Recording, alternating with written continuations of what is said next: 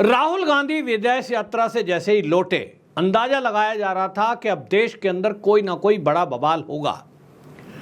राहुल गांधी से किसान नेता संसद में जाकर मिलते हैं और उसके बाद ये घोषणा कर देते हैं कि एक बार फिर से पूरे देश के अंदर संयुक्त किसान मोर्चा अब मोर्चा खोलेगा और 15 अगस्त के दिन जब पूरा देश एक राष्ट्रीय पर्व मना रहा होगा स्वतंत्रता दिवस का, तब उस समय ये ट्रैक्टर मार्च निकाल कर पूरी दुनिया में भारत को बदनाम करेंगे और अराजकता फैलाने का काम करेंगे।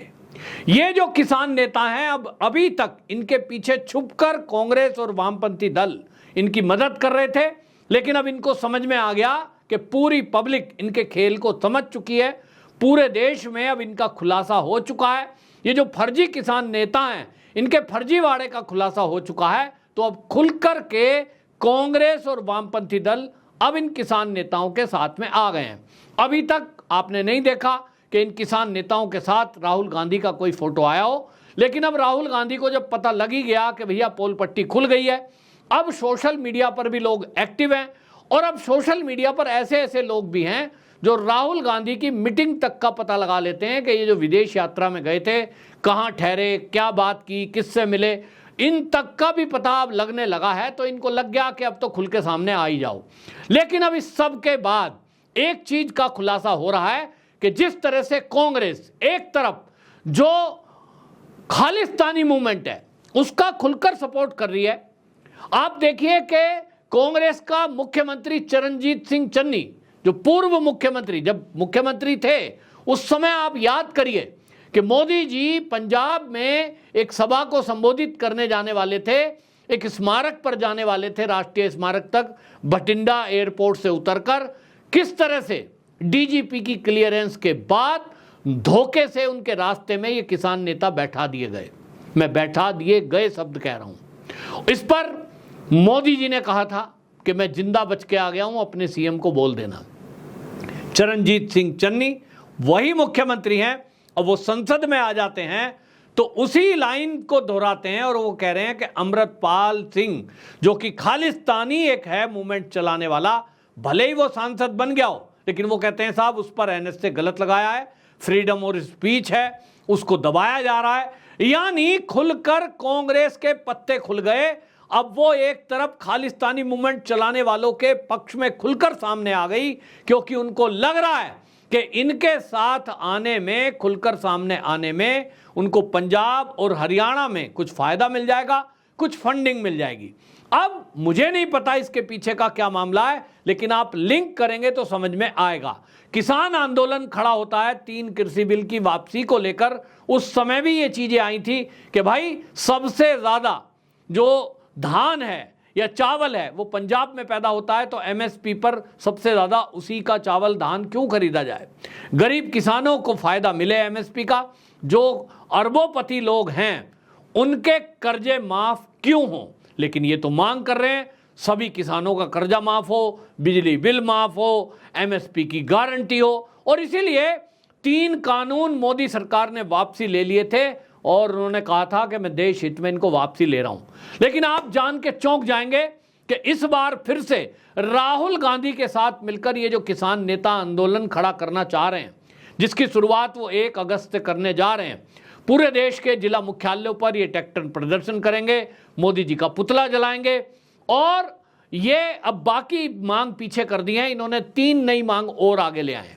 और इसमें एक मांग क्या है, इसमें मांग है कि जो 3 न्याय संहिता बनी है, भारत के जो नए कानून बने हैं, अंग्रेजों के काले कानून जो थे, पुराने कानून, उनको हटाकर 1860 के भारत ने अपना भारतीय न्याय संहिता, भारतीय दंड संहिता और जो साक्ष्य संहिता बनाई है। अब ये किसान नेता कह रहे हैं कि जी उनको वापस लो। अब आप सोचिए, किसान नेताओं का, किसान के मुद्दे आप उठाएं, एमएसपी की बात करें, समझ में आता है। गरीब किसानों के कर्जे माफी की बात करें, समझ में आती है। आप फसलों के दाम तय करने की बात करें तो समझ में आती है। लेकिन आप क्रिमिनल लोग को ये कहें कि इनको वापसी करो, समझ में आती है। और अब आप समझ में आएगी जब आप लिंक करेंगे। आप देखिए, शुरुआत हो रही है पंजाब के खालिस्तानी मूवमेंट से, और वहां खालिस्तानी मूवमेंट चलती है, नशे का कारोबार चल रहा है, धर्मांतरण बड़ी तेजी से चल रहा है, और उस सब के सपोर्ट में कौन है? कांग्रेस। कांग्रेस के कार्यकाल में वो तेजी से बढ़ा।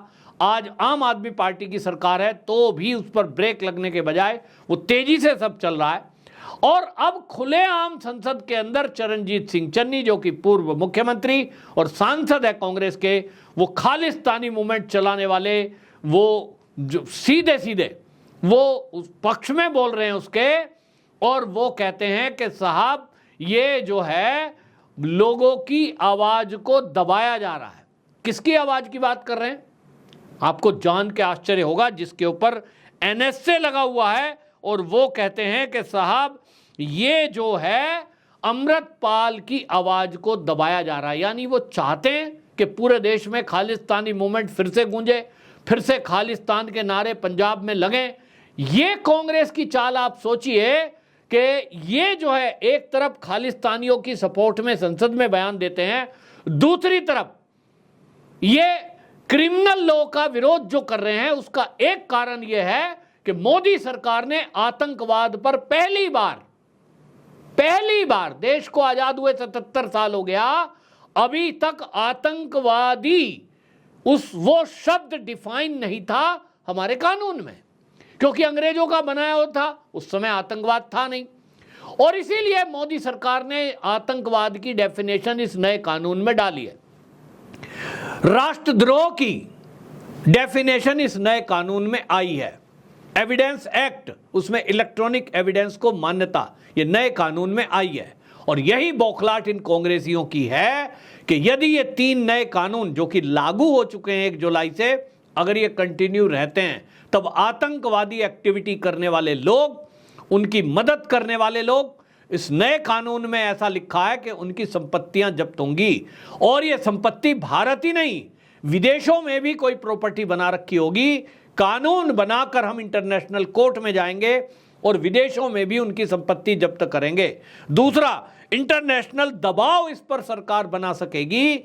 ये जो भारत के बाहर से बैठकर इन आतंकवादियों के संचालन करने वाले लोगों को फंडिंग कर रहे हैं, इनकी प्रॉपर्टियां जब्त होंगी। और इसीलिए कांग्रेस चाहती है कि ये 3 क्रिमिनल लॉ जो नए बने हैं ये वापसी हो जाएं। उसके लिए इन किसानों को इस्तेमाल किया जा रहा है, किसानों को फंडिंग की जा रही है। इसकी फंडिंग के पीछे कौन लोग हैं मुझे नहीं पता, लेकिन सुप्रीम कोर्ट के जाने माने वकील जो हमेशा PIL डालकर देश हित में मुद्दे उठाते रहते हैं, अश्वनी उपाध्याय, उन्होंने खुलासा करते हुए कह दिया कि ये करोड़ों रुपया इन किसानों को फंडिंग मिल रही है NGO के जरिए, और ये विदेशों से फंडिंग आ रही है। इसके लिए सरकार को कानून बनाना चाहिए। कानून जब बनेगा वो बात की बात है, लेकिन फिलहाल चिंता की बात यह है कि जब एक जाने माने वकील इस बात को खुलासा कर रहे हैं, अब इस चीज का खुलासा होते हुए ये पता लग रहा है कि किस तरह से राहुल गांधी विदेश जाते हैं, वहां से फंडिंग आती है, और अब वो 3 कानून वापसी चाहते हैं। इनको लगता है कि हमने 3 कृषि बिल सरकार को बंधक बनाकर, दिल्ली देश की राजधानी है, उसमें बॉर्डर पूरे घेर लिए, तो हमने बंधक बना लिया, तो मोदी जी को हमने हरा दिया, मोदी जी 3 कानून वापस ले लिए। तो इनको लगता है कि पहली बार ब्लैकमेलिंग में आ गए, तो इस बार फिर से ब्लैकमेलिंग करेंगे। और क्योंकि कई राज्यों के विधानसभा के चुनाव हैं, सरकार दबाव में आएगी, किसानों को भड़काएंगे कि MSP पर गारंटी नहीं मिल रही, इसलिए आप गरीब हो, इसलिए आपका कर्जा माफ केंद्र नहीं कर रहा है। मुद्दा केवल है 3 क्रिमिनल लॉ वापसी कराने का। ये नहीं चाहती कांग्रेस कि आतंकवाद को बढ़ावा देने वाले, उनको सपोर्ट करने वाले, उनको फंडिंग करने वाले लोगों के खिलाफ नए कानून के तहत कार्रवाई हो। क्योंकि कहीं ना कहीं जब लिंक निकलेगा, तो जैसा चरणजीत सिंह चन्नी की पोल खुली है, रवनीत बिट्टू ने संसद में पोल खोल दी है कि यह सबसे ज्यादा भ्रष्ट व्यक्ति है, इसने भ्रष्टाचार के पैसे कमाए हैं। इसका मतलब कहीं ना कहीं खालिस्तानी मूवमेंट चलाने वाले लोगों ने तो फंडिंग नहीं की। ये बहुत बड़ा खुलासा देश की संसद में हुआ है, मीडिया में चल रहा है। तो कहीं ना कहीं इनको खतरा लग रहा है कि जो प्रॉपर्टी इन्होंने जोड़ी है, नए कानून के तहत इन सबकी प्रॉपर्टी भी जब्त होगी, और इन पे सब पे NSA लगेगा जो आतंकवादियों की भाषा बोल रहे हैं, चाहे वो चरणजीत सिंह चन्नी क्यों ना हो। और इसीलिए इनको लगता है ये 3 बिल वापसी कैसे होंगे, 3 कानून क्रिमिनल, ये केवल किसानों के जरिए वापसी कराना चाहते हैं। और इसलिए मैं सरकार से आग्रह करना चाहता हूं, ये पूरे देश की आवाज है कि ये जो फर्जी किसान नेता हैं अब इनका खुलासा हो चुका है। इनके फंडिंग के सोर्स आप रोकिए। अश्वनी उपाध्याय जी जो राय दे रहे हैं उनसे राय लीजिए, मशवरा लीजिए। मैं तो पहले ही कह रहा हूं, कानून मंत्री नहीं बना रहे हैं तो सलाहकार समिति में डाल दीजिए। राय दे रहे हैं भाई देश हित की, उनसे राय लो और इन पर क्या कानून के तहत कार्रवाई हो सकती है वो करो। दूसरा काम ये करो कि इन किसान नेताओं पे ये जो धरना प्रदर्शन और सड़कों को घेरते हैं, सुप्रीम कोर्ट का आदेश है कि सड़क घेरना ये जरूर, लेकिन हम देखते हैं सुप्रीम कोर्ट कहीं ना कहीं ढीला रहती है, लेकिन इनको झटका लगा है। दिल्ली कूच की बात कर रहे थे, बॉर्डर खोलने की बात कर रहे थे, इनको मना कर दिया गया है। इनके खिलाफ सख्ती से निपटा जाए। मैं आपको बता रहा हूं, हरियाणा पुलिस और हरियाणा की सरकार ने बेहतरीन काम किया। मनोहर लाल खट्टर जी के चलते एक कदम भी ये फर्जी किसान आगे नहीं बढ़ पाए थे। बॉर्डर पर जो पुलिस है उसका बेहतरीन काम था। योगी पुलिस की तारीफ पूरी दुनिया में होती है, देश में होती है।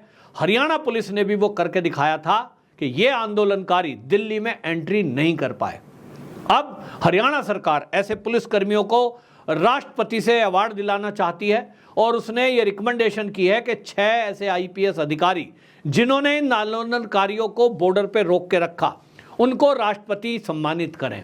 और 3 हरियाणा पुलिस के ऐसे अधिकारी हैं जिनको वो सम्मानित कराना चाहते हैं। यानी कहीं ना कहीं हरियाणा की सरकार उसकी तैयारी है कि अगर ये दिल्ली कूच की बात करते हैं तो इनके खिलाफ सख्ती से पेश आया जाएगा, इनको 1 इंच आगे नहीं बढ़ने दिया जाएगा।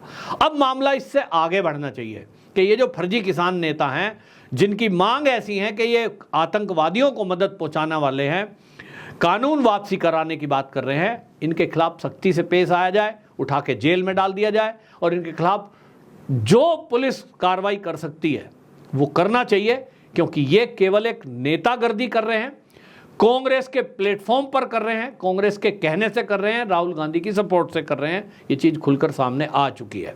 उत्तर प्रदेश का कोई किसान इनके साथ नहीं है। राकेश टिकैत फॉर्मेलिटी के लिए जरूर आते हैं क्योंकि किसान नेता हैं, लेकिन क्रिमिनल लॉ के बारे में मुझे नहीं लगता कि राकेश टिकैत भी इस तरह से इनके खिलाफ, इनके साथ आकर के आतंकवादियों की मदद की कोई बात करेंगे। बाकी चीजों पर सरकार विचार कर रही है, विचार करने की बात हुई है, लेकिन कोई भी जायज मांग होगी तो ही मांगनी जा सकती है। आप देश की बर्बादी अगर विचार कर रहे हैं किसी बाहरी शक्ति के इशारे पर, तो ये अब इस देश में नहीं होगा। आपकी क्या राय है? कमेंट बॉक्स में जरूर बताएं। वंदे मातरम।